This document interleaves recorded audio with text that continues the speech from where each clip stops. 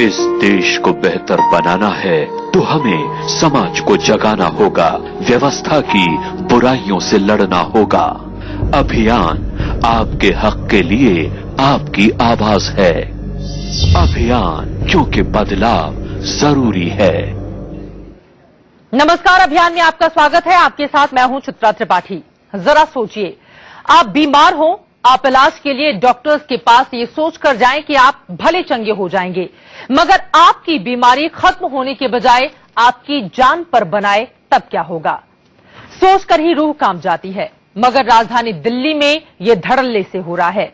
दिल्ली में गली गली फर्जी डॉक्टर्स के तौर पर जिंदा यमदूत घूम रहे हैं। आज अभियान में सवाल यही है कि आखिर फर्जी डॉक्टरों की दुकान बंद क्यों नहीं हो रही?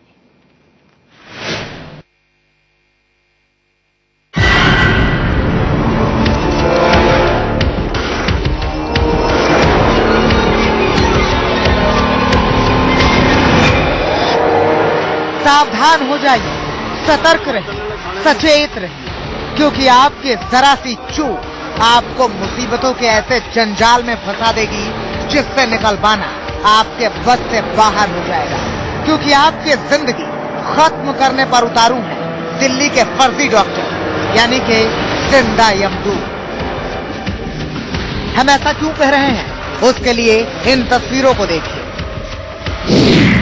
ये पहला जिंदा यमदूत, ये दूसरा जिंदा यमदूत, ये तीसरी जिंदा यमदूत। ये फर्जी डॉक्टर जो अवैध रूप से अपनी दुकान खोलकर लोगों की आंखों में धूल झोंक रहे हैं, उनकी सेहत से खिलवाड़ कर रहे हैं, उन्हें मौत के मुंह में धकेल रहे हैं। पहले हम लोग डायरेक्ट रेट डाल के नोटिस दे के आते थे और जिसके बाद वो जवाब देते थे या नहीं देते थे भाग जाते थे। अब हम पुलिस को लेके गए हैं और क्योंकि ये चीटिंग कर रहे हैं, इम्पर्सोनेशन कर रहे हैं, तो पुलिस भी हमें पूरी कोऑपरेट कर रही है और उनको हम पकड़ के ला रहे हैं, जिसका कि आने वाले टाइम में इनके ऊपर फर्क पड़ेगा। क्योंकि अभी तक इनके ऊपर कोई कार्रवाई होती नहीं थी प्रैक्टिकली, लेकिन अब थाने में लाया है और इनको जब जेल जाएंगे तो मुझे लगता है कि इसका फर्क पड़ेगा। मेडिकल काउंसिल ऑफ इंडिया के अधिकारियों ने दिल्ली के आरकेपुरम इलाके में छापेमारी के बाद इन तीनों को पकड़ा है। सबसे पहले इनसे मिली ये पहला जिंदा यमदूत। इन साहब के पास मेडिकल की कोई डिग्री नहीं है, मगर ये धड़ल्ले से अपनी मेडिकल की दुकान सजाए बैठे थे। सर्दी जुकाम से लेकर अस्थमा, टीबी और दिल की बीमारियां दूर करने का दावा करते थे। इन साहब को मेडिकल काउंसिल ऑफ इंडिया ने 1 साल पहले नोटिस भेजकर चेतावनी भी दी थी, लेकिन फर्जीवाड़े की रकम ने कानून और मरीजों की सेहत से खिलवाड़ का परमिट दे रखा था। इसलिए ये साहब बगैर किसी डर के अपने दुकान चला रहे थे। दूसरा जिंदा यमदूत देखिए, इस लड़के की उम्र महज 18 साल है। छोटी सी उम्र में बड़ी बड़ी बीमारियों को झट से दूर कर देने के लिए क्लिनिक के नाम पर दुकान खोलकर बैठा था। जब पकड़ में आया तो कहने लगा, मैं तो कंपाउंडर हूँ, सर्दी जुकाम बुखार की दवा देता हूँ। सर्टिफिकेट है आपके पास? आप ऐसे ही इलाज करते हो? तीसरी जिंदा यमदूत देखिए, इस महिला के पास मेडिकल की कोई डिग्री नहीं है, मगर यह इलाज हर तरह का करती है। आपकी क्वालिफिकेशन क्या है? डिग्री छोड़िए, आपकी क्वालिफिकेशन बीए पास। बीए पास है तो आपने डॉक्टरी नहीं पढ़ी हुई है? नहीं, मैंने सीखी। किससे सीखी? तो ये बताइए कि आप डॉक्टर हैं, आप यहाँ पे स्टेरॉइड्स दे रही हैं और तमाम तरह की दवाइयाँ दे रही हैं, बिना डॉक्टरी डिग्री के आप कितने टाइम से ऐसे प्रैक्टिस कर रही हैं? 3 साल। सोचिए, 3 साल से ये महिला लोगों को बेवकूफ बना रही है, उनकी सेहत से खिलवाड़ कर रही है। लेकिन देखिए, इसके चेहरे पर शिकन तक नहीं है, अलबत्ता सफाई से। मेरी दवाइयों से किसी को नुकसान हुआ हो या कुछ हो, किसी को कोई प्रॉब्लम नहीं हुई, आप आस-पास में बोल सकते हैं इस चीज का, कोई नुकसान नहीं हुआ है। ये महिला लोगों को जो दवाइयां दे रही थी, उनके साइड इफेक्ट क्या हैं? जांच अधिकारी से सुनिए। खतरनाक दवाइयां जिससे इंसान की हड्डियां गल सकती हैं, किडनी खराब हो सकती है, लिवर खराब हो सकता है, ऐसी सबसे बड़ी बात है रिएक्शन हो सकता है इन दवाइयों से। तो ये कहाँ भेजेंगे, क्या करेंगे? ये तो अपना क्लिनिक बंद करके भाग जाएंगी और लोग मर जाते हैं इसी तरह से। इतने सारे स्टेरॉइड्स दे रही हैं, इससे भी नुकसान होता है। आपको पता है, आपने सिर्फ दवाई दी है ना, आपको पता होना चाहिए क्या साइड इफेक्ट है दवाई देने के, पता है आपको? सोचिए, ये आलम है। मेडिकल काउंसिल ऑफ इंडिया के अधिकारियों ने 6 जगह छापेमारी की और 3 फर्जी डॉक्टर्स को तो पकड़ा। मगर आप जानकर हैरान रह जाएंगे कि दिल्ली में 50,000 से ज्यादा ऐसे फर्जी डॉक्टर्स हैं जो धड़ल्ले से अपनी दुकान चला रहे हैं। सवाल ये है कि इन फर्जी डॉक्टर्स की दुकान बंद क्यों नहीं होती, इनके फर्जीवाड़े पर लगाम क्यों नहीं लगाई जाती। दिल्ली वालों के जिंदगी से ऐसे खिलवाड़ कब तक चलेगा। प्रतिभा सारस्वत के साथ मुकेश, दिल्ली, इंडिया न्यूज। हैरान करने वाली बात यही है, 50,000 फर्जी डॉक्टर्स लाखों लोगों का हर रोज इलाज कर रहे होंगे, लेकिन जरा सोचिए उन्हें दवा के बारे में कोई जानकारी ही नहीं। ऐसे में इलाज कैसे हो रहा होगा। जान हथेली पर रखकर लोगों को पता नहीं है, इसलिए वो डॉक्टर्स के पास जाते हैं पूरे भरोसे के साथ, लेकिन फर्जी डॉक्टर्स उनके साथ किस कदर खिलवाड़ कर रहे हैं, इसी पर अभियान में आज हम चर्चा करेंगे। बेहद खास मेहमान हमारे साथ जुड़ चुके हैं, उनका परिचय आपसे करवा देती हूं। हमारे साथ अनिल बंसल जी मौजूद हैं, जो कि चेयरमैन हैं anti quackery cell of Delhi medical council के। रश्मि बैनर्जी जो कि विक्टिम है, वो हमारे साथ मौजूद हैं, जो बताएंगी कि उनके साथ आखिर क्या हुआ था। साथ ही वरुण जैन हमारे सहयोगी जुड़ चुके हैं न्यूज रूम से, उनसे हम जानेंगे कि पुलिस इस पूरे मामले में कर क्या रही है। लेकिन रश्मि, पहला सवाल आपसे ही मेरा, आपके साथ क्या हुआ था? मेरे साथ तो बहुत ही अजीब अजीब केसेस हुए हैं। मैं डॉक्टर के पास गई थी। फर्स्ट केस मेरा आंखों का लीजिए, मैं आंख दिखाने गई थी, तो आंखों में एक्चुअल में मेरे को ग्लूकोमा था। ग्लूकोमा का ट्रीटमेंट चल रहा था। ट्रीटमेंट चलते चलते अचानक उन्होंने मेरे को मेडिसिन दिया। मेडिसिन देने के बाद विद इन 7 डेज मेरे आंखों में व्हाइट स्पॉट आने लगा। तो मैंने डॉक्टर से बोला, डॉक्टर साहब मेरे आंखों में व्हाइट स्पॉट आ रहा है, ये क्या है? तो डॉक्टर बोले, बेटा ये ऐसा कोई बात नहीं है, आप मेडिसिन डालिए, मेडिसिन डालने से कलर थोड़ा सा चेंज होता है।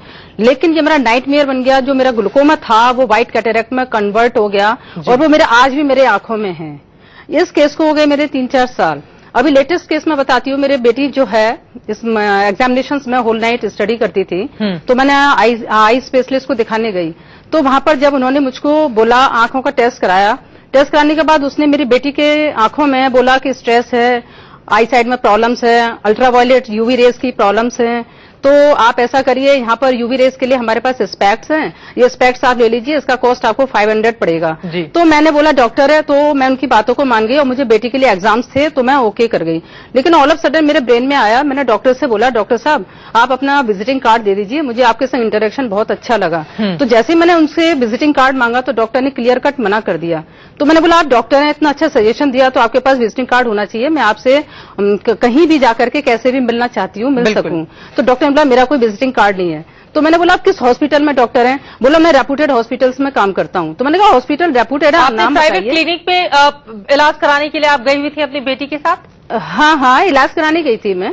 तो उन्होंने फिर मेरे को विजिटिंग कार्ड नहीं दिया, कुछ नहीं दिया, बस जिस क्लिनिक में वो बैठे हुए यानी कि गोलमोल आपको घुमाते रहे और इस लिहाज से कम अपनी बेटी को लेकर आप जागरूक दिखी। और लेकिन इस तरह की लंबी फहरिस्त है फर्जी डॉक्टर्स की। और सीधे मैं रुख कर लेती हूँ, हमारे साथ अनिल बंसल भी जुड़े हुए हैं। अनिल जी, हमेशा मेडिकल काउंसिल की ओर से शिकायतें की जाती हैं, कई बार पुलिस को हमने कार्रवाई करते भी देखा है, लेकिन हालात जस के तस हैं और 50,000 फर्जी डॉक्टर्स हैं दिल्ली में। बिल्कुल आपने ठीक कहा। ये हमारे देश का दुर्भाग्य है कि दिल्ली जो कैपिटल है, वहां पर जहां की आइडियल कंडीशन होनी चाहिए, वो हमारे पास अभी तक नहीं है। दिल्ली हाई कोर्ट ने पिछले साल इस चीज को बड़ा संज्ञान लिया था। उन्होंने खुद कहा था कि दिल्ली में इतने नकली डॉक्टर हैं और इनके ऊपर कोई कार्रवाई क्यों नहीं होती। तो दिल्ली हाई कोर्ट ने दिल्ली पुलिस, दिल्ली स्वास्थ्य मंत्रालय और जितनी भी काउंसिल्स हैं, दिल्ली मेडिकल काउंसिल, दिल्ली भारतीय चिकित्सा परिषद, होम्योपैथी काउंसिल, इन सबको कहा कि आप एक प्लानिंग बनाइए और उस प्लानिंग को बना के इम्प्लीमेंट कीजिए। पिछले साल 30 मई को सब लोगों ने मिलकर एक प्लानिंग बना के दी। दिल्ली पुलिस ने आगे बढ़ के पहल की और हाई कोर्ट में लिख के दिया कि एसएचओ और बीट ऑफिसर अपने इलाके में जाएगा और नकली डॉक्टरों की पहचान करके काउंसिल से वेरीफाई कराएगा 72 घंटे के अंदर। और काउंसिल ऑनलाइन होंगी, 72 घंटे बता देंगे नकली डॉक्टर है तो उस पर एफआईआर दर्ज कर दी जाएगी इमीडिएटली। लेकिन मजेदार बात देखिए, कल हम एक छापा मारने गए आरके पुरम में, जो आपने भी दिखाया। दिल्ली पुलिस को लेके गए, आरके पुरम के एसएचओ साहब ने बड़े अच्छे से हमें बिठाया, पुलिस हमारे साथ भेजी। हमने 3 नकली डॉक्टरों को पकड़ा और पकड़ के जब थाने में लेके गए तो हमने इनके खिलाफ कंप्लेन लिख के दी। सुप्रीम कोर्ट का ऑर्डर है कि जो जिनमें एफआईआर दर्ज होनी चाहिए, इमीडिएटली कंप्लेन पे एफआईआर दर्ज होनी चाहिए। सरप्राइजिंगली शाम को 8 बजे एसएचओ ने हमें कहा कि हमने एफआईआर दर्ज नहीं की है, हमने उनको छोड़ दिया है अभी हम इंक्वायरी करेंगे। और हैरानी की बात यह है कि इस तरह के बहुत सारे मामले हैं कि फर्जी डॉक्टर्स को लेकर एफआईआर दर्ज नहीं की जाती है, भले ही पुलिस छापेमारी की कार्रवाई या दिखाने के लिए कर दे या फिर उसकी ड्यूटी निभाने के लिए कर दे, लेकिन एफआईआर दर्ज नहीं की जा सकती है की जाती है पुलिस की ओर से। इसी सवाल के साथ वरुण मैं आपके पास आना चाहूंगी। दरअसल दिल्ली पुलिस की दिक्कत क्या है, क्योंकि छापेमारी तो वो बहुत करती है लेकिन थोड़े ही दिनों के बाद एक नोटिस जारी करने के बाद छूट जाते हैं फर्जी डॉक्टर और फिर कल कोई दूसरा पनप जाता है। इससे कैसे निपटा जाए? पुलिस की ओर से इस पूरे मामले में क्या कुछ किया जा रहा है? देखिए, आपको मैं बता दूं, जो हमने स्टिंग ऑपरेशन दिखाया ये वही डॉक्टर्स की लिस्ट है, फर्जी डॉक्टरों की लिस्ट है जो कि मेडिकल काउंसिल ने दिल्ली पुलिस को दी थी। दिल्ली पुलिस ने एक लिस्ट बनाई थी, मेडिकल काउंसिल ने एक लिस्ट बनाई थी और दिल्ली पुलिस को सौंपी थी कि फर्जी डॉक्टर दिल्ली में इसी जगह पर एग्जिस्ट कर रहे हैं, इनके ऊपर एफआईआर की जाए। आपको बता दूं, इनमें से करीब 70-80 मामलों पर पुलिस ने एफआईआर भी की थी और उनके ऊपर कार्रवाई भी की। लेकिन चित्रा, हमने स्टिंग ऑपरेशन के दौरान ये पाया कि जो एड्रेस मेडिकल काउंसिल ने दिया था, पुलिस ने एफआईआर भी की, वहां पर उस दुकान को बंद भी कराया। लेकिन कुछ ही समय बाद जो फर्जी डॉक्टर थे उन्होंने कहीं दूसरी जगह पर जाकर अपनी दुकान खोली थी। तो पुलिस के सामने एक ये भी मजबूरी आ जाती है। और आपको एक बात और बता दूं, जब हमारी पुलिस के अधिकारियों से बात हुई थी, उनका कहना था कि जब भी छापा मारा जाता है वहां पे एक ड्रग इंस्पेक्टर भी होता है, मेडिकल काउंसिल वाले भी होते हैं दिल्ली पुलिस। तो कई बार जब पुलिस छापा मारने के लिए जाती है तो उनको ड्रग इंस्पेक्टर नहीं मिलता, किसी तरह की अनअवेलेबिलिटी दूसरे डिपार्टमेंट से दिखा दी जाती है। यही वजह है कि पुलिस उन पर कार्रवाई नहीं कर पाती। जी, तो इस तरह की दिक्कतों का हवाला पुलिस की ओर से दी जाती है। मैं इसमें बताना चाहता हूँ, गलत बोल रहे हैं, क्योंकि हम हमेशा गए हैं, पुलिस उनको छोड़ देती है। जी, कल के केस में तीनों केसेस के अंदर जब काउंसिल बता रही है कि नकली डॉक्टर हैं, ऑन द स्पॉट बता रहे हैं, तो इंक्वायरी की जरूरत क्या है? फोटो ले ली, सब सबूत इकट्ठे कर लिए, अब उनको जेल में डालना था। आज से 6 दिन पहले सब्जी मंडी थाने में हमने एक झोला छाप डॉक्टर पकड़ा, इसी ने छापा मार के, और वहां के पुलिस वालों ने उसमें 419, 420 आईपीसी की धाराएं, इम्पर्सोनेशन एंड चीटिंग, जिनमें 7 साल की सजा है, और जो नॉन अवेलेबल है उस पर पकड़ के उसको अंदर किया। लेकिन आरके पुरम की पुलिस ने इन तीनों को छोड़ दिया। चलिए इसका जवाब ले लेते हैं वरुण जी। मैं डॉक्टर साहब आपको एक बात क्लियर कर दूं कि पुलिस कई मामलों में एफआईआर करती है, लेकिन जिन मामलों में पुलिस ने एफआईआर नहीं की थी, जब हमने उनका वर्जन जानना चाहा था तब उन्होंने इस तरीके से अपनी बचाव किया था कि कई बार हमारे को भी जो दूसरे डिपार्टमेंट की मदद होती है वो नहीं मिल पाती, इसलिए हम कार्रवाई नहीं कर पाते। इस केस में तो मदद थी, इस केस में हम सब सामने थे जी, और राइटिंग में कंप्लेंट दी थी। ये मेरे पास हाई कोर्ट का ऑर्डर है, दिल्ली हाई कोर्ट का, इसमें क्लियरली मैं पढ़ के सुना देता हूं क्या वर्ड लिखे हैं, 4 शब्द इसमें लिखा हुआ है। SHO of the police station shall adequately brief the divisional/beat staff to gather information about quacks proactively. The credential of doubtful person shall be verified from the concerned council, and if the report of a council discloses the suspect to be a quack, SHO shall promptly register a case वक्त की कमी है, break के लिए हमें रुकना है। Sir, आपकी बात आगे भी हम समझेंगे। दरअसल आपका अब तक जो वर्जन रहा है, कहीं ना कहीं आपका ये कहना है कि दिल्ली पुलिस इस तरह के मामलों में खुद का पल्ला झाड़ने की ज्यादा कोशिश करती है। वरुण के से इसका जवाब लेंगे, लेकिन सबसे बड़ा सवाल यह है कि इस तरह के जो डॉक्टर्स हैं जो लगातार पनप रहे हैं दिल्ली में, उनको खत्म कैसे किया जाए, कम कैसे किया जाए, सख्त कार्रवाई कैसे की जाए और इस पर सरकार का रोल क्या होना चाहिए। दिल्ली में फर्जी डॉक्टर्स का बाजार सजा हुआ है, जिनकी तादाद 50,000 बताई जा रही है। जरा सोचिए, राजधानी दिल्ली का ये हाल है तो पूरे देश भर का क्या हाल हो रहा होगा। इसी पर अभियान में हमारी चर्चा लगातार जारी है, लेकिन एक बार फिर से मैं रश्मि आपका रुख करना चाहूंगी। जब आपको पता चल गया कि जिस डॉक्टर्स के पास आप बार बार जा रही हैं वो फर्जी है, उसके बाद आपने क्या किया? उसके बाद मैंने डॉक्टर से विजिटिंग कार्ड जब मांगा तो पता चल गया डॉक्टर फर्जी है। मैंने डॉक्टर इमीडिएट मैंने चेंज कर दिया। फिर मैं अच्छे डॉक्टर के पास गई। आपने शिकायत नहीं की उस डॉक्टर की कहीं पे? हाँ जी, आपने शिकायत नहीं की इस फर्जी डॉक्टर की कहीं पर? शिकायत मैंने नहीं की क्योंकि मेरे पास टाइम कम था। एक्चुअल में मैं प्रोफेशनल हूँ, टाइम की मेरे पास बहुत शॉर्टेज है। ऐसे मेरे पास मेरी तरीके से और भी बहुत सारे पेशेंट्स हैं जिनके पास टाइम की कमी होती है। बिल्कुल सही कहा आपने, और इसी वजह से हम शिकायत नहीं कर पाते और फर्जी डॉक्टर्स लगातार अपना जो धंधा है वो चलाते रहते हैं। लेकिन सवाल ये है अनिल बंसल जी, फिर इसमें आप लोगों का रोल बहुत ज्यादा महत्वपूर्ण हो जाता है। सवाल ये है कि कितनी गंभीरता से इस पूरे मामले को लिया जाता है, और अगर लिया जाता है तो फिर 50,000 तादाद कैसे बढ़ गई राजधानी में? नहीं, बिल्कुल आपने ठीक कहा, हमारा सिस्टम पूरा फेलियर है।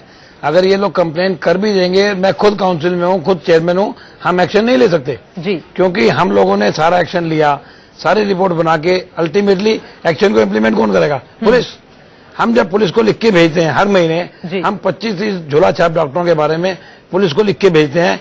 ये झोला छाप मिलीभगत नजर आती है। हाँ जी, आप अगर मैं इसको समझने की कोशिश करूं तो क्या मिलीभगत भी हो सकती है फर्जी डॉक्टर्स पुलिस की? क्या इस तरह से भी इसको देखा जा सकता है अगर पुलिस गंभीरता से कार्रवाई नहीं करती है तो? देखिए, अब मैं नहीं कह सकता कि मिलीभगत है या काम चोर है या काम नहीं करना चाहते, लेकिन अब जब मैं कल का एग्जाम्पल दे रहा हूं कि पूरी टीम सरकारी गई है, हर काउंसिल के लोग गए हैं और सबूतों के साथ पकड़ लिया है, उसके बाद अगर पुलिस एसएचओ छोड़ देते हैं ये कह के कि हम इंक्वायरी करेंगे, इसका मतलब वो उनको बचाना चाहते हैं। बिल्कुल, वो बचाना चाहते हैं। हाई कोर्ट का क्लियर कट ऑर्डर है, जिसके बावजूद हमने हाई कोर्ट का ऑर्डर कल एसएचओ साहब को सुबह जाके दिया और उसमें कहा कि देखिए ये ऑर्डर है और इसके हिसाब से एक्शन लेना है। जब उसके बावजूद नहीं कर रहे तो सारी मेहनत बेकार हो जाती है, इन लोगों का डर खत्म हो जाता है, ये फिर दोबारा वहां पहुंचते हैं। इवन हम लोगों को धमकियां मिलती हैं अगर हम लोग एक्शन ले रहे हैं, हम लोगों को अपनी जान का खतरा होता है। और ऐसे में वरुण बहुत महत्वपूर्ण हो जाता है पुलिस का रोल। सवाल यह है कि जब इस तरह के मामले उसके पास सामने आते हैं, मेडिकल काउंसिल ऑफ इंडिया की टीम की ओर से दिए जाते हैं, तो फिर पुलिस क्यों बाद में छोड़ देती है इस तरह के फर्जी डॉक्टर्स को? देखिए, आप बिल्कुल ठीक कह रहे हैं, कहीं ना कहीं पुलिस की इसमें लापरवाही बिल्कुल साफ नजर में आती है। जैसे मैंने पहले बताया कि चित्रा जब हमने स्टिंग ऑपरेशन किया था तब भी मेडिकल काउंसिल ने करीब 350 ऐसे फर्जी डॉक्टर की लिस्ट दिल्ली पुलिस को दी थी, जिनमें सिर्फ 90 एफआईआर ही हुई थी। आखिरकार क्यों 90 एफआईआर दर्ज हुई, इसमें दिल्ली पुलिस के अधिकारियों के पास कोई जवाब नहीं था। जैसा कि मैंने बताया, अपना पल्ला झाड़ने के उन्होंने ये बात जरूर कही थी कि एक कोऑर्डिनेशन होना चाहिए दिल्ली मेडिकल काउंसिल और जो सरकारी डिपार्टमेंट है दिल्ली सरकार का ड्रग डिपार्टमेंट जो है, और साथ में पुलिस का कोऑर्डिनेशन होना चाहिए। और जब भी हम कार्रवाई करना चाहते हैं तो ये कोऑर्डिनेशन नहीं हो पाता है। कभी ड्रग कंट्रोलर की जो ड्रग डिपार्टमेंट है उनकी तरफ से किसी तरह की ये कह दिया जाता है कि उनके पास गाड़ी नहीं है या उनके पास अभाव है, इस टाइम इंस्पेक्टर अवेलेबल नहीं है। तो ये कहीं ना कहीं अपना पल्ला झाड़ने वाली ही बात है, क्योंकि 50,000 से ज्यादा इस तरह के फर्जी डॉक्टर है। और आपको बता दूं, चित्रा एक दो नहीं, राजधानी दिल्ली में है। वरुण, एक और महत्वपूर्ण सवाल, दिल्ली के लोग अन्य राज्यों की तुलना में कम से कम ज्यादा जागरूक होते हैं। अगर दिल्ली में ये हाल है तो समूचे हिंदुस्तान का क्या हाल हो रहा होगा?